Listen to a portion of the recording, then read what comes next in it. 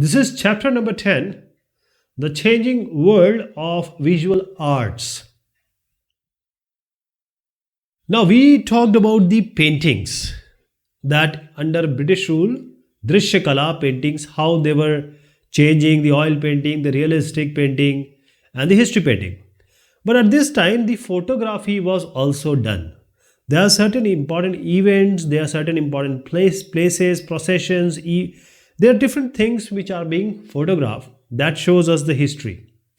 This is the Horse Regiment, and which is led by this person called William Hodgson.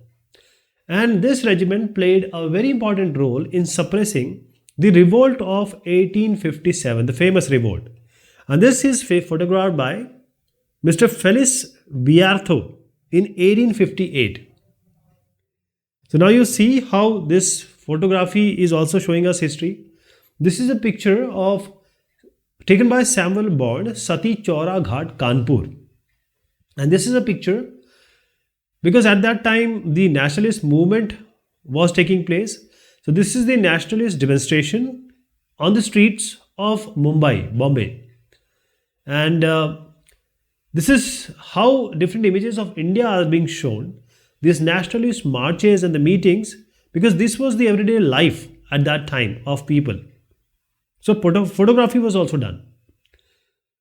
The pictures, paintings, and photographs of different styles, new buildings is also with us. So let us see this one. This is the Victoria Terminus. Now this is now CST, Mumbai CST, Chhatrapati Shivaji Terminus, which was Victoria Terminus. And this is a railway station which is built between 1878 and 1887. Okay. It's a very beautiful, and it has the Gothic style. So these styles also, because we were talking about paintings, etc., but the styles, building styles were also taken. So we have here, if you see, this style Gothic, what does it mean? It has a different way of making the rounded arches, the pillars. These are very typical to this time. So this is the Central Post Office of Calcutta, and this was built in 1860s around. And the style is borrowed from the classical style of Greece and Rome. Coming to the search of a national art, we have been talking about different European arts. But what about Indian artists, famous artists, and how the thinking changed?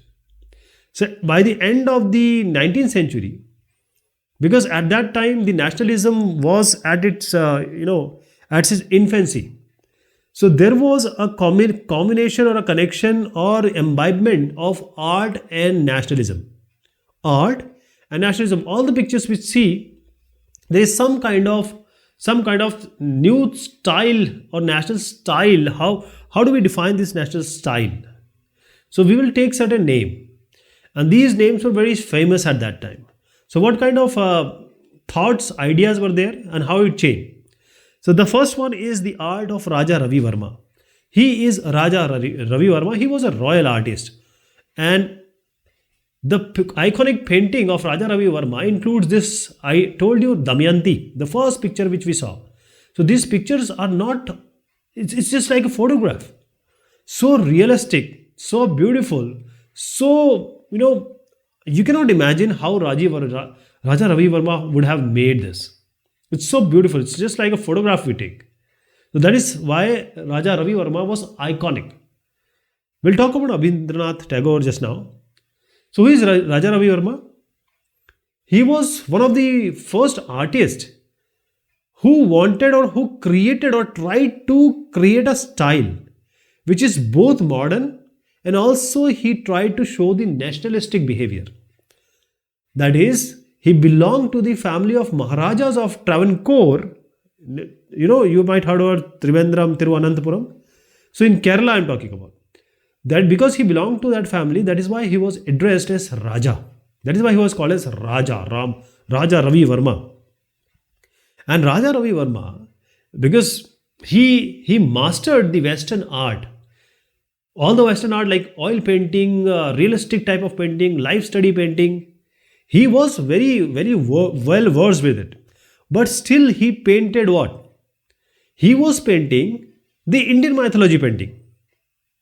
He was knowing all the Western painting type of style, but Indian mythology, like the all the Vedas, Upanishads, Nishads, Ramayana, Mahabharata, all these characters and the events he dramatized on the canvas, because the scene from Ramayana and Mahabharata. But he got inspiration from where? Because he was on the tour of Bombay Presidency. Raja Ravi Verma was touring Mumbai, right now Mumbai, but previously it was Bombay Presidency.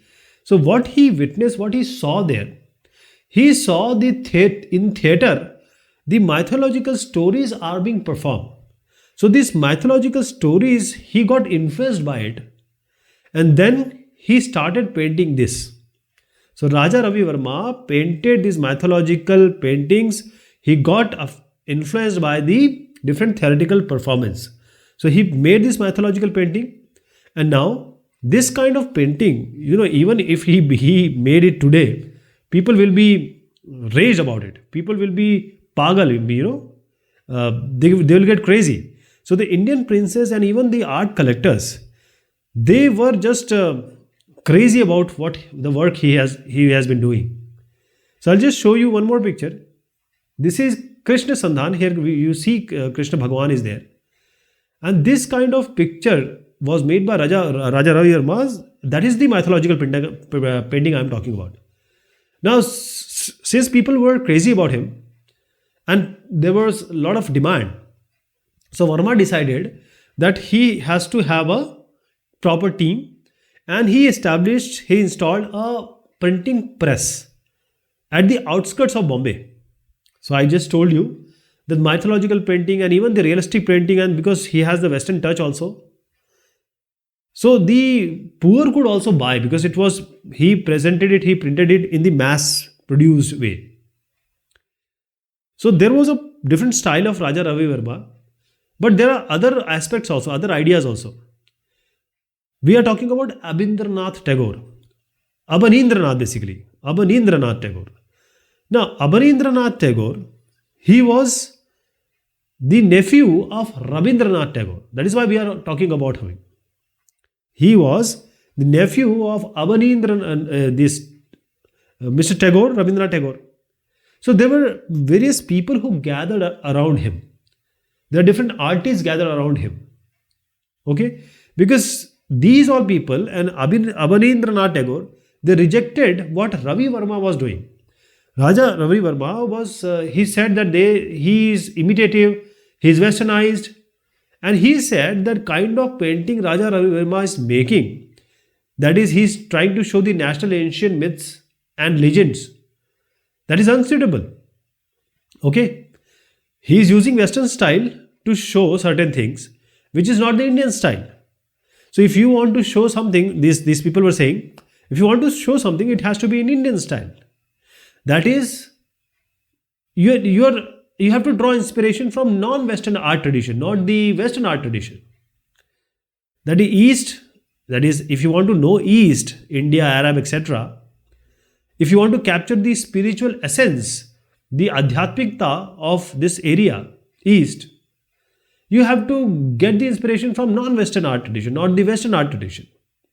So, the oil painting, realistic style, they didn't want.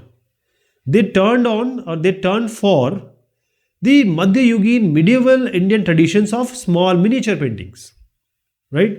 They went back to Indian tradition, and the kind of painting in medieval age, that is the miniature painting were famous at that time. So that kind of painting, they went back and they started painting like this. And the ancient art of mural painting. Mural painting, the painting on the walls. So this painting on the wall, that is Ajanta and Ellora we have seen, Bhimbetka we have seen. So this is the ancient art of painting on the walls. Okay? I'll just come to these pictures. So they were influenced by Ajanta, Ellora, cave painting. They were influenced by various other people like Japanese artists. Now at this time, there was a development of Asian art movement. Now, this Asian art movement, because the Asian people or Asian panorama was thinking that the Western artist, Western art style tradition we are adopting, and it is being forced on us, and it is gaining importance. So we need to understand our importance also, our tradition also. So Ajanta caves, the previous mythological miniatures, all these they were influenced by these Abanindranath Tagore and his disciples or his followers. So you will see that Abanindranath Tagore, he and his people were influenced by, first is Rajput miniature, second is the Japanese, and third is the Ajanta Ellora pictures. I'll show you the pictures. Three pictures, how they were influenced and how they made it. The nature and style they picked from it. So first picture is this one. It's a miniature picture, okay, and this is taken up. The idea is taken up from the Rajput miniatures. Okay, Abanindranath Tagore has made. Okay, this second one, if you see, this is the Yaksh of Kalidas poem Meghdut, and this is also painted by Abanindranath Tagore, and he used the watercolor. He didn't go for oil painting, etc. And here if you see the absence of hard lines, very soft colors are being used. There is a misty kind of background. And this was the basic style of Japanese watercolor landscapes. So that is how Abanindranath Tagore painted like this. Now you see this picture. This is not being made by Abanindranath Tagore. It was being made by Nandalal Bose. Nandalal Bose was actually the student of Abanindranath Tagore. Now if you see here, everything is in lyrics.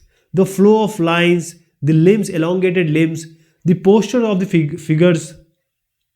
So Abanindranath Tagore and Nandalal, they did not follow the earlier style. They modified it, okay, giving it a three-dimensional effect. You see the shades they have used, the perspective they have used. It's showing a 3D kind of picture. Now things change here. First, we started with Raja Ravi Verma, his style of painting, his ideas. Then we talked about Abanindranath Tagore. Now, after 1920s, there was a different kind of artists which have different ideas. They said, no, Abanindranath Tagore and his people, they are doing, we don't want that. They saw it to be very sentimental. Somebody thought that this spiritualism which they wanted to show is not the central feature of Indian culture. This is not the only central feature. They said, why are you going back? We have to develop ourselves. You are going back again. Everyone is going back. We have developed, we have evolved. So we need to explore real life instead of illustrating the ancient books always. We have to see the today's living folk art, today's tribal designs. We have to have this inspiration from this rather than going back. All these debates were going on, and all these are history and what we have different styles. What you see here is Kakuzo Okakura. For India, it's Rabindranath Tagore. Same way, for Japanese, it's Kakuzo Okakura. So I'm talking about 1904. Okakura, he published a book. And that book was called The Ideals of the East. East again. See, this is England, this is Europe, and this is called West. And East is Arabs, India, China, and all these South Asian countries.